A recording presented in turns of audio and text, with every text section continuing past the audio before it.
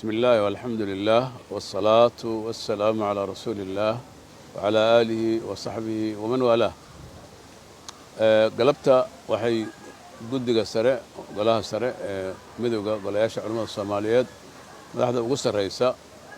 halkan ay ka soo gudbinayaan oo Sheekh Bashiir Ahmed Salaad iyo Sheekh Maxamed Abdul Baari iyo Dr. Sheekh Yusuf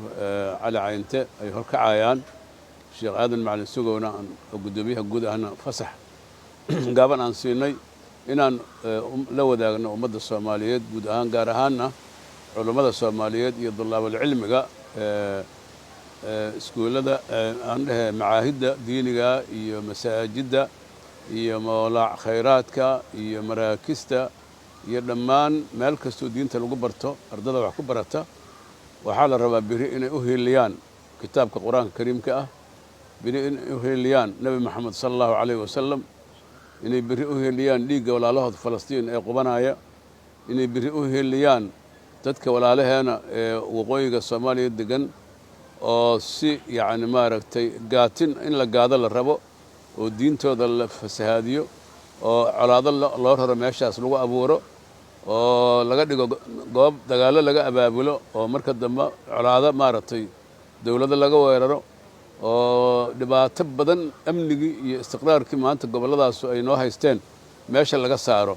ayadoo lagu soo gamanayo ictiraaf iyo waxaan jirin oo adduunyadina ay diiday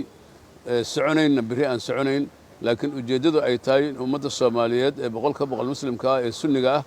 ee diinta aad ugu dhagan in la colaadiyo oo la xumeeyo oo colaado la dhex dhigo oo la jarjaro oo marka dambana amniga waqooyiga Soomaaliya gobolada Soomaaliyeed ay ku naaloonayeen 32 sano oo dalkaanu hadda maaragtay dawladda militariga wixii ka dambeeyay oo dhan in amnigaas meesha laga saaro oo ayaga khilaaf diini la dhex dhigo oo Abraham Accord loo soo raro oo diin la'aan ah oo la og yahay oo nimankaas yuhuudda oo cadawga Ilaahay iyo cadawga ummadda ah oo Ilaahay noo sheegay ayaa raba meeshaas inay ka qaraabtaan maantana wasiirkooda arrimaha dibadda si sharci darro ah ku yimid oo dhuumaalaysiya isagoon soo marin wadooyinka sharciga ah oo dawladuhu ay ku isu maraan ama isku ziyaartaan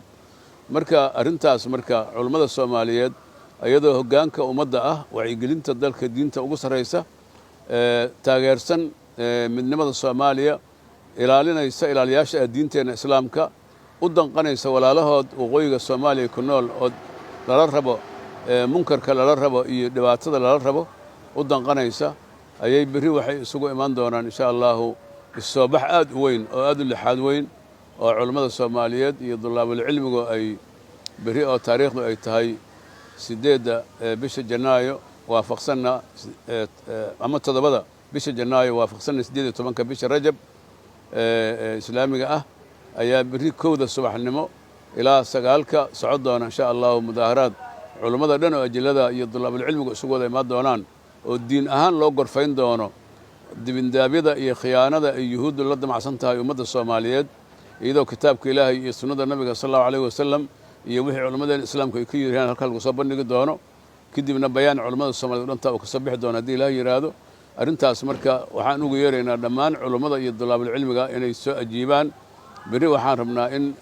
loo hiiliyo diinta loo hiiliyo quraanka loo hiiliyo nabiga sallallahu alayhi wasallam yuhuud waa nimanka nabigeena sumeeyay sallallahu alayhi wasallam nimanka isku day dhagax inay ku dilaan nimankii xarbul ahzaab soo agaasimo soo abaabula si ay islaamka u baabiyeen dabar gooyaan nabigana loo dilo sallallahu alayhi wasallam nimankii ballamada uga baxay ilaa ay ku qasbeen marka dambe in dhulkii Madiina laga fogeeyo jasiiratul Arab laga baxsho la yiri nimankaas marka maanta waxay markay walaalaheen Falastiin dhiigooda ay ku qubaysteen 70,000 oo qofood ka badan ay ka dileen 150 dad ku dhowna ay ka dhaawaceen welina heshiiska xataa la galay sida Ilaahay quraanka noogu sheegay ballanka soo la galay waa buriyaan horaan dhowr jeer u buriyeen heshiiskii yaraayo xabad joojinta xataa ay ku tumanayaan maalin kastaba intaas soo qofay dilayaan mararka qaarkood 100 ay dileen bishii hore la soo dhaaftay marka waxa hal maalin 100 dileen marka nimankaas ballan male maantana fidnadii ay bariga dhexe ku haayeen ama Falastiin ay ku haayeen rabaan in geeska Afrika u soo raraan ujeedada ugu weyn waxa waaye in dadka diintooda ka fasaadiyaan oo diinul ibraahimiyadan khuraafiga oo kufriga ah ay dadkan dhex keenaan